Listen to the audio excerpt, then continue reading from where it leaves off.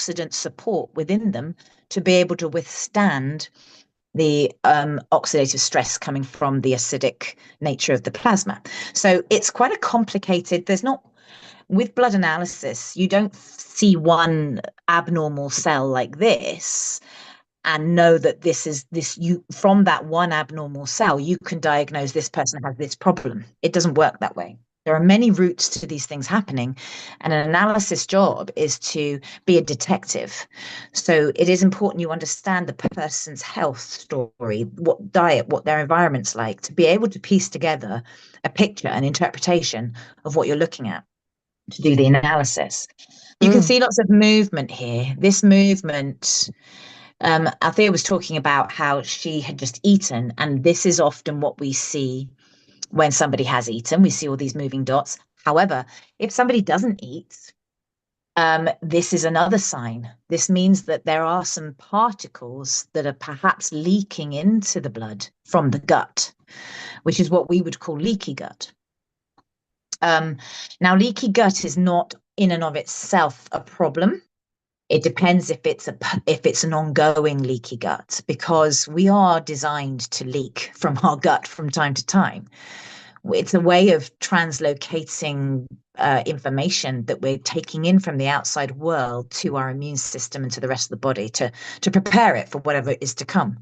So, for instance, when you're pregnant, you often have a leaky gut because when you're breastfeeding, especially, you have a leaky gut because you're trying to inoculate the baby with the microbiome from your own microbiome as a mother. So the leaky gut will happen to allow all of that information to get into the breast milk and into the baby, and that will inoculate the baby's microbiome. It will also educate the immune system. So leaky gut in and of itself is not a disease. It's just whether it's ongoing. So again, you have to understand the person's symptoms and everything else to be able to know whether this would likely be due to leaky gut or is this due to a recent infection. Because when when you get an infection, your gut leaks as well. So it's a whole sort of a full-handed sort of focus on somebody, knowing their history, talk to them, look at the blood. Yeah, it is. You really are a deep diver, detective, leave no stone unturned when you're an analyst, because these, and it's often incredible. I've often been amazed at how someone can come to me and I can read their history, their health history, and I can think to myself, based on my nutrition training, oh, they must have X, Y, Z. And so therefore I would expect to see this, this, and this in the blood. When I look at the blood, it tells a different story. And I've learned since practicing, you must always let the blood guide you rather than use your educational bias to assume something. Yeah, wonderful. It is what it is, isn't it? It is what it is on the tin. It is what it is. And there's a limit to what it can tell you. Here you can see it all moving. So the blood's sort of getting squished into little currents. And this does happen. It's a biological fluid. It's sort of vacuum sealed between two pieces of glass, but that creates pressure too. And so you will get these sort of holdups and blockages, and then you'll find that they will push through as they start to move. So these cells, they're more or less separated out. This isn't a particularly healthy looking picture. There's a little bacteria. Did you see that? I'll see if I can chase it down. It's not the healthiest of blood. I was hoping this is my blood. I was hoping it would look a bit better. But there's work to be done. And even for me, there's work to be done. It's never over. Constantly adjusting. And that is the body, isn't it? Homeostasis. It's constantly adjusting, rebalancing all the time. The job is never done. The job is never done. And that's one thing I learned about detox, was when I was looking at the blood and doing a detox. I did a 7-day one and it was quite intense, involving all kinds of things. And I followed my blood and I could see the toxins, because this we see in the dry blood. So we'll get onto dry blood in a minute. But I don't know how much time we've got, actually, if we can just carry on. But I followed my body after the detox, and the toxins were still coming out. And because I'd stopped the detox, which was just 7 days, like most programs, I wasn't still taking the sorts of things that would mop up the toxins because the detox had ended. But the body's, as far as the body was concerned, the detox had not ended. It was still being stimulated because of what I'd done to keep releasing. But by then, because I wasn't taking the products that bind to the toxins and eliminate them, I was leaving toxins to circulate in my blood and settle elsewhere. And this really taught me that, this idea of doing a detox and do it over a weekend or a retreat or a 5 day or a 7 day, that's a myth. It's not so much it's a myth. It probably can kickstart a deep process, but we have to be mindful that that process will probably continue. And you have to be very mindful of, well, what state is my body in before I started it? Because if you've got lots of heavy metals in your body and you go to detox them through a plan and you think the detox is over, but the body's still kicking mercury out into your blood, where is that mercury going to go if you're not helping it eliminate from your body? It could settle elsewhere and cause more problems. And this is the same for parasites. I learned a lot about that too, that you can try to kick out parasites and do what's advised, but it doesn't end there. It's really good to be mindful of that the body, what we think we do with all these detoxes and things like that, and bear in mind, this is just another marketplace, the wellness marketplace. People want to sell products that do amazing things, and they have amazing kits and this, that, and the other. And yeah, I'm sure those products do those things, but you've got to have a way of testing yourself to know, well, what is it doing to me, and how is my body responding, and is this the right thing? Absolutely, and I totally hear you on that one. And I know with like skin problems, for example. I mean, when I had my Stacey did my blood, I have fungus on my knee on my one of my toes, and Yeah, I was amazed that my whole system is yeah, dealing with an infection on one yeah, single toenail and yeah, just a little bit of fungus on it. And yes, I was like, are you serious? Like the whole system is being affected by one little toenail. yes. It So was, it is quite incredible. And of course, things like that, the toenail or the skin infection, what we see on the outside is just the tip of the iceberg of what's going on the inside. And and so what I yeah, go sorry, on. Shara, I just wanted to complete that bit that sometimes, as you say, you can do things like, I don't know, like dieting or cleansing or whatever it is. But like Barbara Neal says, you can be doing castor oil packs for maybe 6 months. But if it's not enough for your body, you have to go through the full stage of process to have full change that you want. It might take several years, depending on what Yes, you're yes. experiencing. So this is a wonderful way to just check in now and again to see what is going on in your It is a system. wonderful way. Yeah. And I heard you mention something about parasites and how there were Yeah. these white things that Stacey was pointing out. So I Mm. wanted to touch on that because this is a very misunderstood area of blood analysis. And we have a lot of people that have like Lyme disease and other types of sort of parasites, systemic parasites, and they want to be able to see the parasites in the blood. It's really, really, really rare. In my whole career, I have not seen what you would typically call a Lyme parasite in the blood from people who are infected. So why would that be? Well, I think even laboratories know how hard it is to um, pick up parasitic infestations because by the nature of them, they cloak themselves. They cover themselves in biofilm. They make themselves invisible. Most of the time, these parasites do not want to kill you. They just want to live on you, and they will live quite happily alongside everything. But they do deteriorate your condition quicker. They accelerate it, and some parasites are very invasive. So parasites that Stacey was talking about were not necessarily these big parasites, but I can see this long string Hmm. and this long string here coming off Oh yeah. these red blood cells. Right. This this sample would be potentially something that has become a culture for harboring other life forms because it is now aged. It's like a soup. A lot of the antioxidants and all the other things will have been used up. What you're left with is the debris. And this changes the pH and it changes the conditions. And this is what can happen in our body. We can have areas, not in the blood necessarily. This is why the blood is one of those places you probably wouldn't see actual parasites. What these are signs of the pH changing in and creating a different environment to allow the our own blood microbiome, the bacteria in our own blood, which is natural and normal. In all mammals, we do not have sterile blood. We have a blood that contains two strains. One is mucor and one is aspergillus. They're specific strains, but they are in all mammals and they're in our tissues, in our cells, everywhere in our body. And they actually are part of our microbiome and they are part of our immune system. They work to help regulate our immune system and keep everything, trying to keep everything in the right condition. However, if we get sick, if we don't, if we get diseased in some way, and here I just want to point this one out here because it's bouncing around. This is another form, it's another microbial form bouncing around in my blood that's come from the blood. And here you can see some protrusions coming out of this red blood cell.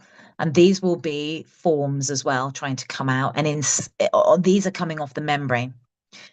So these are part of the regulatory symbiotic fungal forms that are part of our microbiome. And when the terrain, which is the environment that these our cells in our body swims in, changes and becomes a bit more unfavorable to a certain form of those microbes, they will morph and develop into a new form. So most bacterial and fungal forms have a cycle and they will go from the smallest level to the highest level. And this can happen in our body. And in fact, when we die, it's these bacteria forms. Oh, look, they're connecting to each other here. It's these bacterial forms that rot us from the inside out. Because once we die and we're no longer regulating the pH or doing any of that, we create a different environment. And it's the same when food goes off. You can see it, food looks fresh and then it ages and you can see mold appearing. Well, it's the same for us. However, our blood is usually in our body. This wouldn't happen in our body. It's only because it's aging, but it's telling me that somewhere in my body, in the tissues and elsewhere in the organs potentially, I have some shifting of the terrain that's making it more viable for fungal forms to live and grow. And as they grow and develop somewhere in the body, they will use up my resources to help them grow. And it's my immune system that has to fight them back. And even the lower forms of these fungal forms, when they're in their regulatory form, they actually will mate like how bacteria do it or fungal do it. I don't know. It's not how we do it, but they mate with the higher regulated form, the higher form, to bring it back down to a regulated form. I don't know if that made sense. So basically, we can have a whole community of the lower forms, the more symbiotic forms of these strains that will go out and seek out the higher forms and mate with them to bring them back down.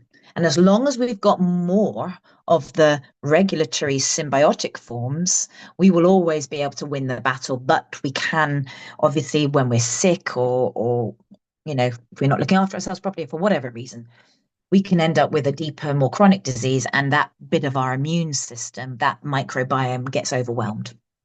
And what about intention and spirit and happiness and liking yourself and all that kind of stuff? Does that play a role? That's what I'm Yeah, feeling when you're talking through all this stuff. yeah, There's a whole life going on within, but what do you think about that yeah, little lot? yeah. it's interesting, isn't it? That does the inside reflect, what we are all one, aren't we? So Mm, that there definitely is a connection there. I mean, obviously, the more that I think there's just one rule to being healthy, really, that's a kind of guiding thing, that will never change, and that is if you eat and live as God intended, you're likely to be on the right side of health. And so anything that gets denatured, taken away mm, from nature, is going to push the needle the other way. So in our mm, life generally, if we guide ourselves to doing that, we can expect a response from our emotions, from our mind, and from our body, from all of it, and from our spirit and our soul, to live more naturally, to live more like we are designed to live. And when you look mm, around us, we're not designed to live surrounded by screens that are emitting specific mm. frequencies, that with lights that are artificial, with an environment that's artificial. We're not connecting with the earth like we should do. We're designed to do all that. Mm. Um, And do you see any reflections about all the radiation and the screens and all that? Do you see any reflections of that in the blood, or the what Britney Spears thingamajiggy? Look at these Do you? pictures. Yes, the jab. Well, I did work with the vaccine injured, Oh, doing blood analysis. And yes, I did see very specific things that were very prevalent in those people. And they were the microclots. And I did quite a lot of research and work, and using there were quite, no, I won't go into it, but there's lots of science out there about the microclots. Yes, I did see that. And those microclots, they happen in normally anyway in people with maybe diabetes and heart disease are the two areas where I would see that normally. But I had it in clients that I'd known before that they'd had the jabs, and that, am I allowed to say that? Sorry. I had it in clients yeah. before they had the inoculations. Hmm. And then after, Yeah. you're right. Sorry, Yes, there's yes. a noise. I was just And then laughing. and then after the inoculations, they changed. I actually lost a Mm, few as well, sadly. Um, Bless them. I mean, so I've seen a lot of stuff, and there's also a lot of erroneous stuff that's out there, to be honest.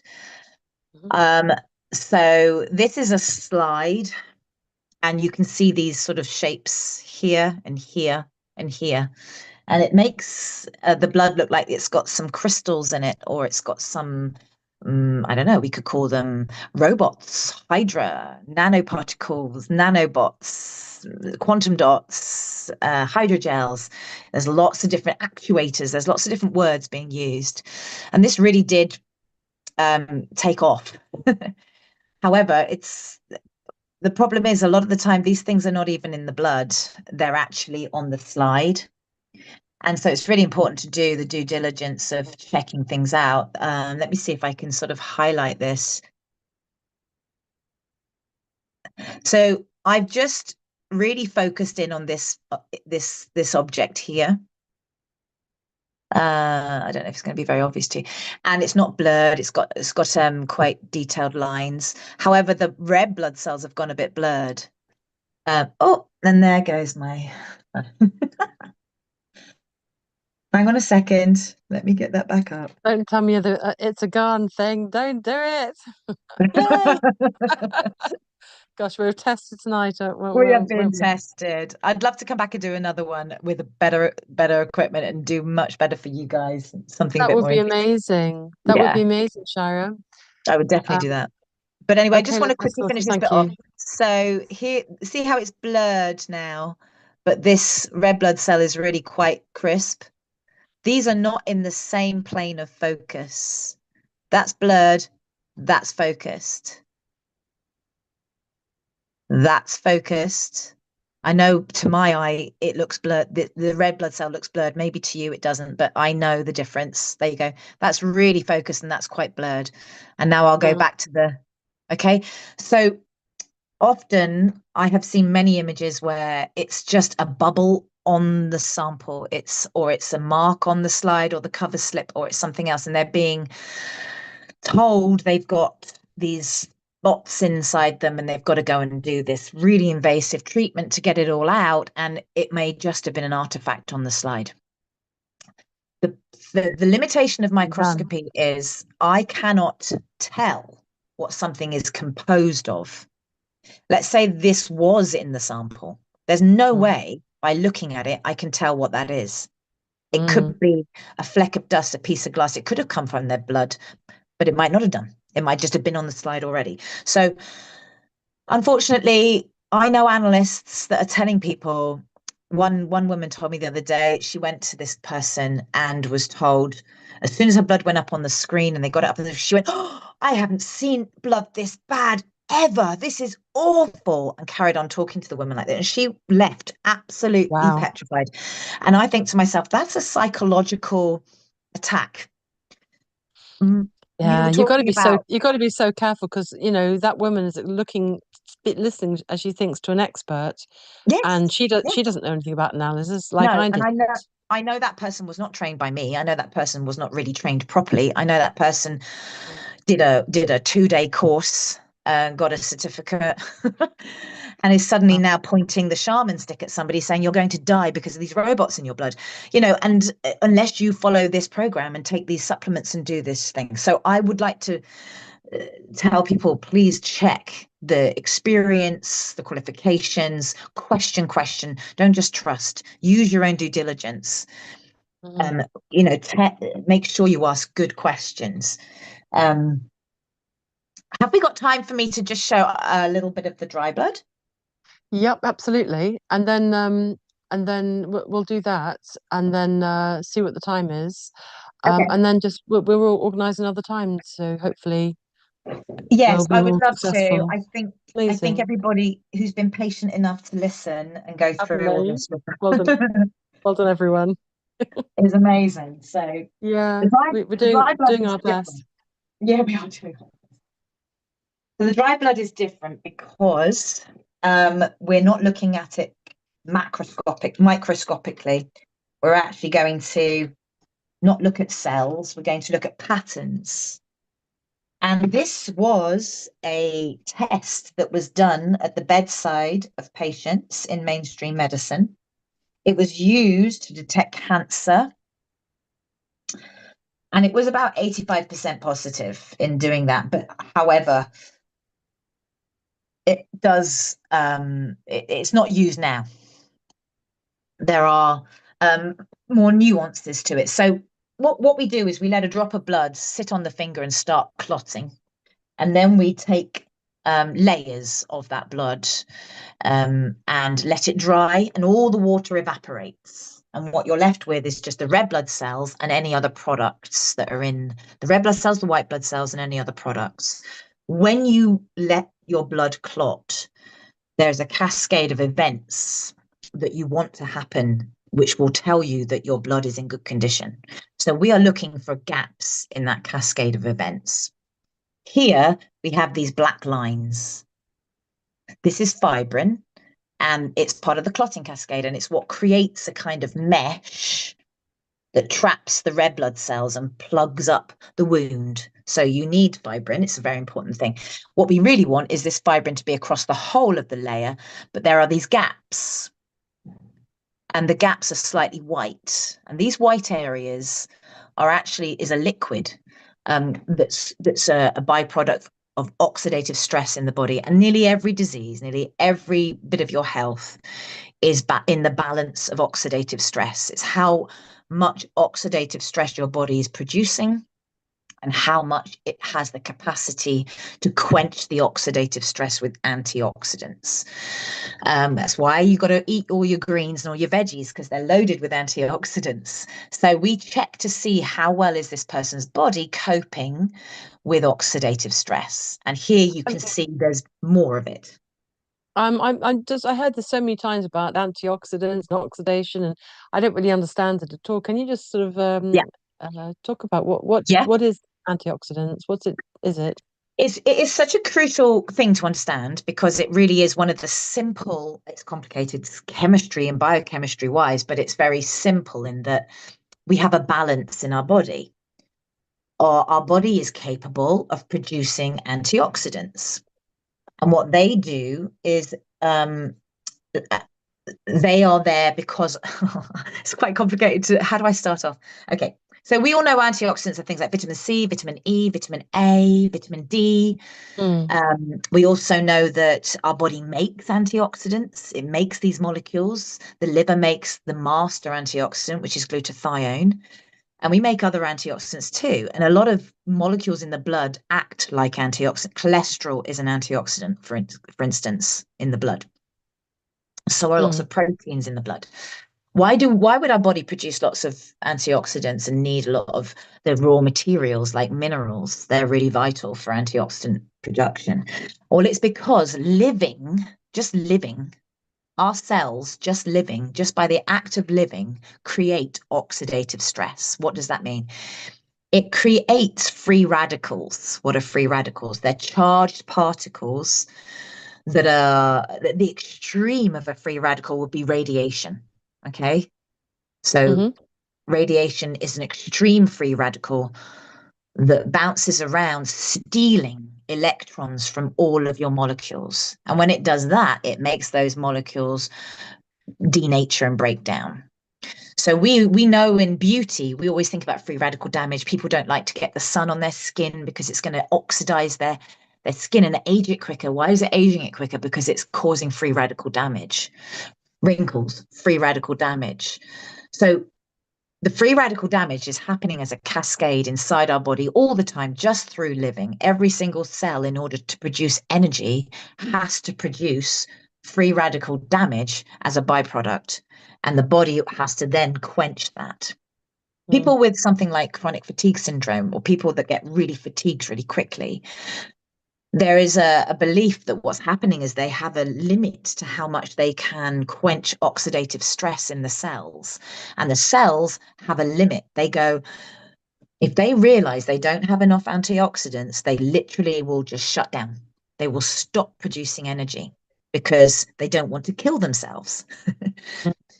We breathe oxygen. The blood delivers oxygen because the oxygen is the fuel. The oxygen is the fuel that allows our cells to create energy and it quenches oxidative stress. So oxygen is really important. So if your blood does not deliver enough oxygen, you know you're probably creating a lot of oxidative stresses anyway.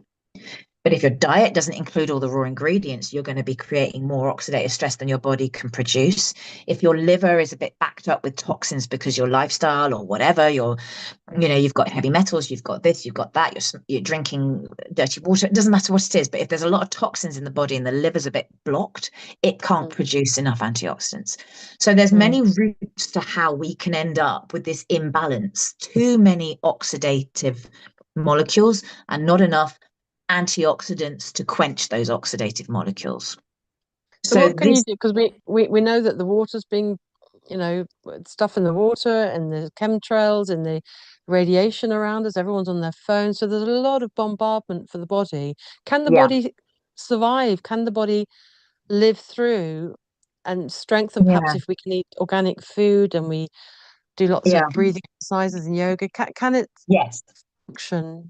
I believe that the design of our body is ultimately way more intelligent than any toxic stuff that's going to get thrown at us. Obviously, there's a limit to that. You can be radiated, you can be, you can be poisoned by toxins, all that sort of. But I'm talking about generally living the way that we are. Mm. You can have control over lots of aspects of this. You can filter your water. You can help your body in the detox process by understanding it more. If you can understand the processes that your body needs to go through in order to detox, then you can support that with knowledge. I think empowering yourself with understanding how your body works is really key. I think that the time Mm. of leaving it up to the doctor to tell us when we're sick or not is over. A lot of the Yeah. A lot of the mainstream medical approach is to test you to see if you've got a disease, Mm, not to test you to see if you could be in danger of it, not to mm, test you so that you can be preventing it. But they don't have products that prevent disease. They have products that are to try to force your body to not carry on a certain process, right? yeah. So by taking a pharmaceutical product just to block something, but that still isn't dealing with the cause. So it's time for us to empower ourselves with the knowledge and really understand what it is. There's some Mm, really simple things. Getting sunlight is key, because we are not just physical beings.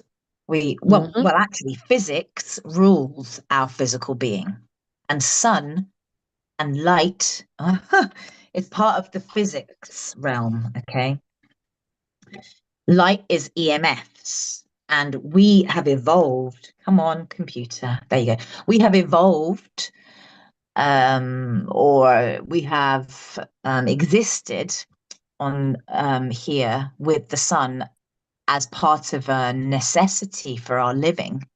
mm, And we have receptors for those EMFs in our body, not just our skin and our eyes, but there's a whole cascade that goes right down deep into the mitochondria of our body. We are so connected to light, more so than a lot of other things, actually. Light is crucial. mm, And we produce light inside our own bodies as well. We produce biophotons. So we have to ooh, stop blocking the native light, and we have to let that native light into our bodies without barriers. So mm, sunglasses covering up with sunscreen is probably going to block it. And we bathe ourselves continually in artificial light, which are EMFs, but they're overloaded on the wrong end of the spectrum, and they are imbalancing it, and they're mm, giving our body the wrong signals, and so we're actually damaging ourselves on that level. So number one, Wi-Fi, screens, artificial lights, limit and get as much of the natural light as you can. Next thing is grounding. Sticking your feet on a grounding mat if you're trapped inside and you can't get to nature, going outside and getting into nature as much as possible, barefoot, or your hands. We have receptors. We are at one with nature. We're natural beings. The physics of our body needs electrons, and we surround ourselves with things that give us the wrong type of particles, charged particles all day.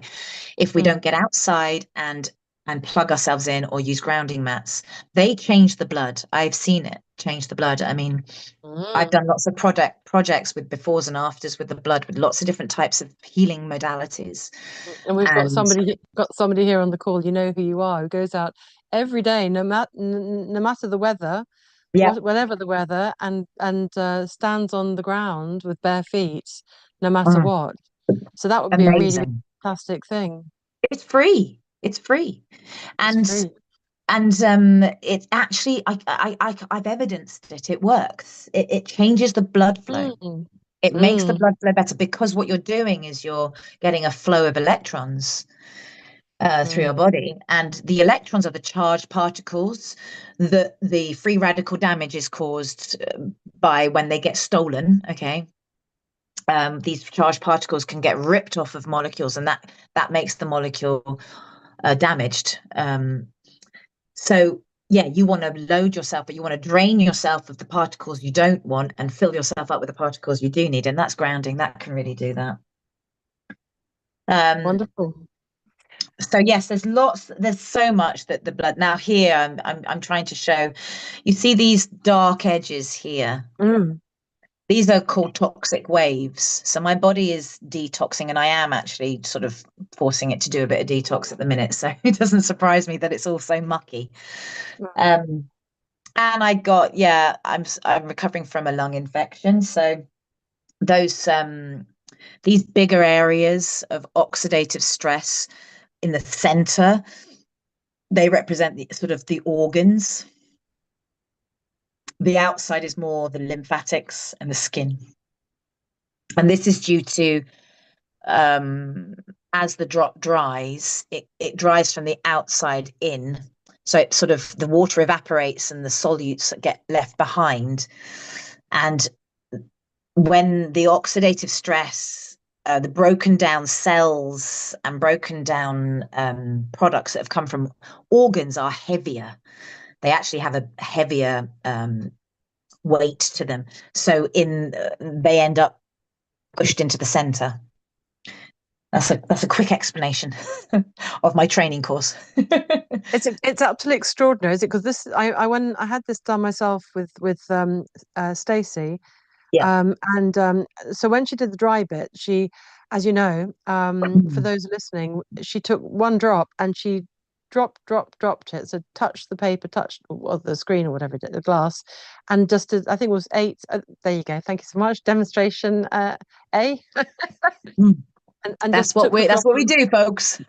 and just went drop, drop, drop, drop, drop. And she said, "Oh, this is the skin, this is the organs, this is the liver, this is the."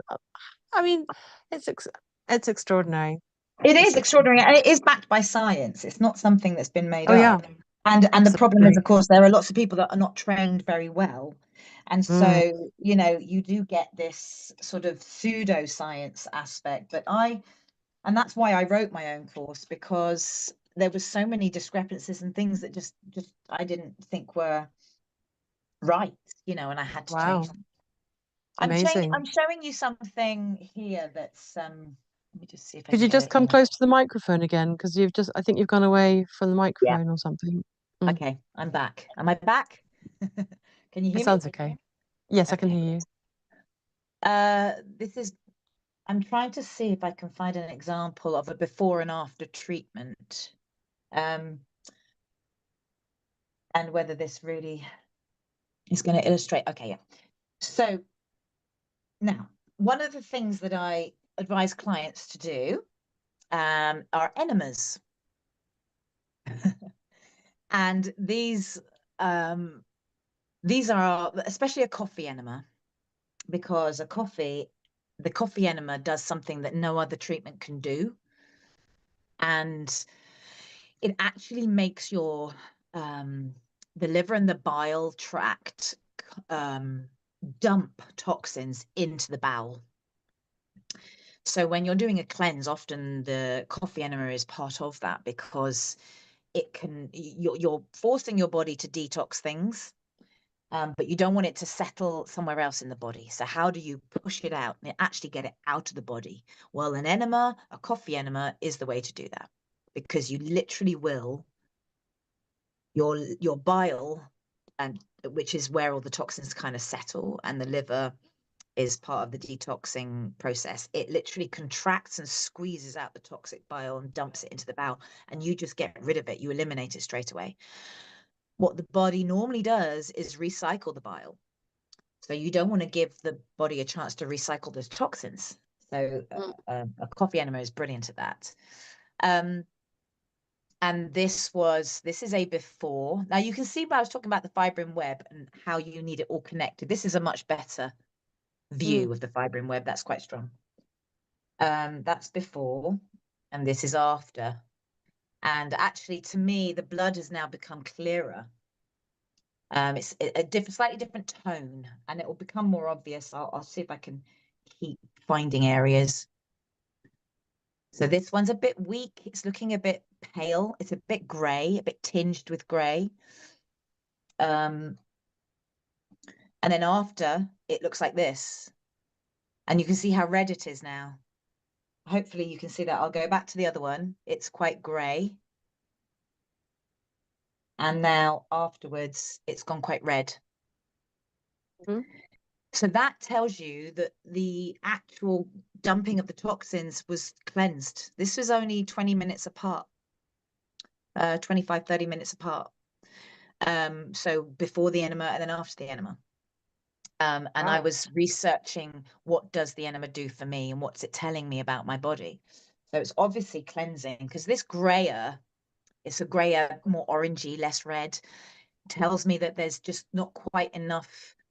There's still toxins floating around, and my red blood cells are not quite as vibrant. And then after, the other thing a coffee enema does is it increases the liver's capacity to produce glutathione. which is the antioxidant, the master antioxidant. And so here it's evidenced that there's less of that gray, it's much pinker, which tells me the blood's been cleansed. That's the blood being cleansed. Just by coffee enema. Just by coffee enema. Now, there's other things you can see in the dry blood, and it's these little areas here, and these are evidence of parasites. When there are parasites in the body, there's a chemical that gets produced between the white blood cells and the parasite, and it does something to the fibrin as it develops in the layer as it dries out. It creates these kind of fuzzy crow's feet patterns in the layer. So sometimes I don't know if it's going to have got rid of it, but there's less evidence of parasites now, but there's also less toxicity. Okay, it's still pink. It's got the grayness is gone. Oh, it'll come back. The grayness went, and then it all went black. Come on, computer. There you are. Thank you.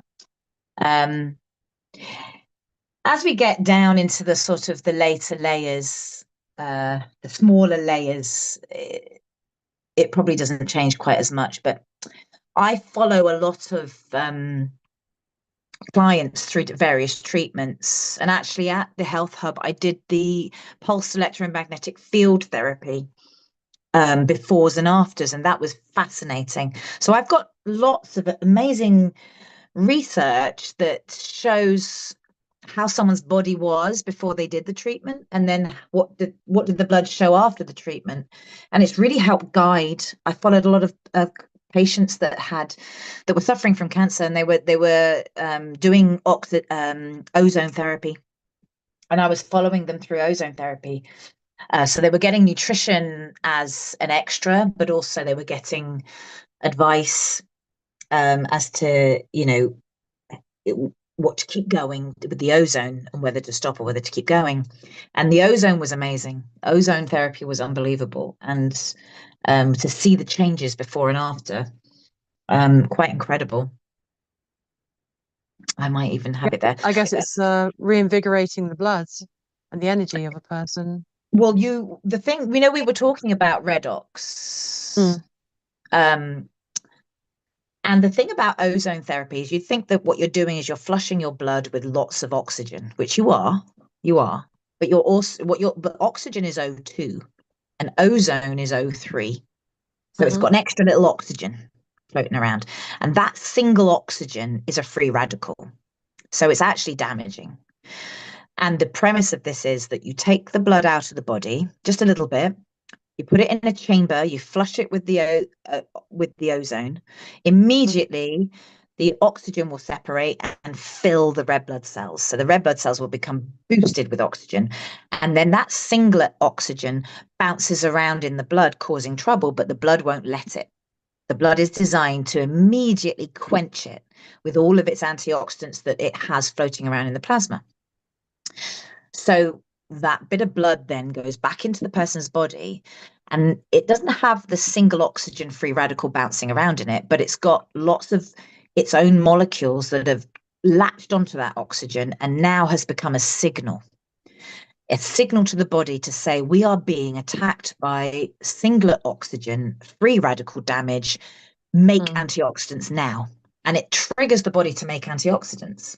And that's how ozone works. You increase the oxygen of the blood, but then you also make it produce antioxidants itself. Okay, so we are going to take some questions. If anybody has any questions, would like to speak to Shira directly, just you want to wave your hand or put your digital hand up, and then we will bring it to a close after that. So if we can take any questions, that would be great. While we're waiting for some questions, Yep. you can come and see me this Sunday.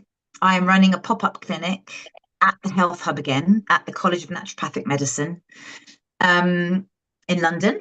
So there's myself and another analyst, and we will be doing appointments there. You just need to find your way to my website, click on the link and book in. Yeah, and just Um, say the name of the website right now. it's www.vitalize-nutrition.co.uk.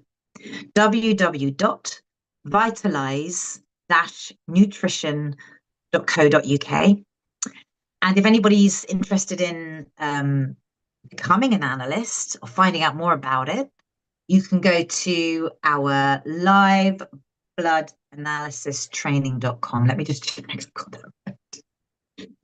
Yes, live blood analysis training.com. And that's Perfect. our training website. You can contact me Wonderful. through either way. Just ping us an email. Yep, and I'll put all the contacts and the links in the show notes, and that'll be on my website by tomorrow. Yeah, do get in touch with Shira, and or if you are going to get your blood analyzed, make sure, as Shira says, make sure they are very experienced. They haven't just done a couple of weeks course or something, but they really know what they're talking about. And as you can hear, Shira comes from a long line of being drawn into this field, and is a naturopath, is a nutritionist, has done many other things. So please be careful who you get help from, or get in contact with Shira and find out more. And you know who you're talking to now. And yeah. So, are there any questions? Anybody want to ask directly to Shira? If you want to make it so that you can unmute, so you can just go straight away to unmute if you want to. That's available now. Um, and Shira, it's been absolutely amazing. Yeah, well, I'm sorry about all the technical issues, but I would love to come back and do it again and get it set up properly. But there is so much more that blood can tell you. It's too much to discuss in just one little podcast, one wonderful podcast. Um, but if you're curious about whether it can help you, and whether you could get some really good information out of it, then just email me and I'm happy to answer any of your questions. Fantastic. If you can just say your email now, and then I'll put it with the notes, but just so everybody on this Okay, call. sure. My email is info@vitalize-nutrition.co.uk. Is that right? Yeah, that is right. Sorry. Perfect. So, and as I said, I'll put all the links with the show notes. So we'll bring it to a close then. If there aren't any questions, Sarah, did you want to speak? You've unmuted. Did you want to speak to Shira? Oh, have I? No, I've just by luck I clicked on stuff and I missed it. But I'm glad that if other people have technological issues as well. And it's so amazing. And I'll catch up. I will catch up and I'll drop you a message because I think that's really interesting. Thank you, Sarah. Fantastic. Thank you so much, Sarah. And yes, I'll clean up the recording. And as Shara said, she'll come on again so we can have a really good look at those blood cells, because it's just amazing. It's amazing. So I hope you've got a nice sort of sample of it so far. Shara, thank you so much for coming on. It's just, it's so clever and extraordinary. Thank you so much for sharing what you could Pleasure. there. And we sorted it out at the end, so we had a good gander at what you're doing there with the cells and the bloods. And thank you so much. Thank you everybody for joining us on today. And if you're listening to this in the recording on podcasts or on YouTube, etc., make sure you like and subscribe. And it really puts it out there to more people to share. If you like this and you like, subscribe, and hit the notification bell, then you get the recording sent straight to you. And of course, more people can hear about this amazing information and all about blood analysis. So I'd like to leave my guest with the last word, Shira. So how would you like to leave everybody this evening? I would like to say, you know your body better than anyone. It doesn't matter what experience, knowledge, or letters after their name they have, or certificates. Number one is you know your body better than anyone. You live in it, you feel it, you know all the ups and downs it goes through and the whole of your life history. Remember that is the core of who you are as an individual, because No two people's blood is the same. We all come to where we are right now in our health from unique pathways. And it's that unique pathway you have to unpick. So it's all about you. It's not about the knowledge. So always try to remember that whenever you're talking to anyone about your health.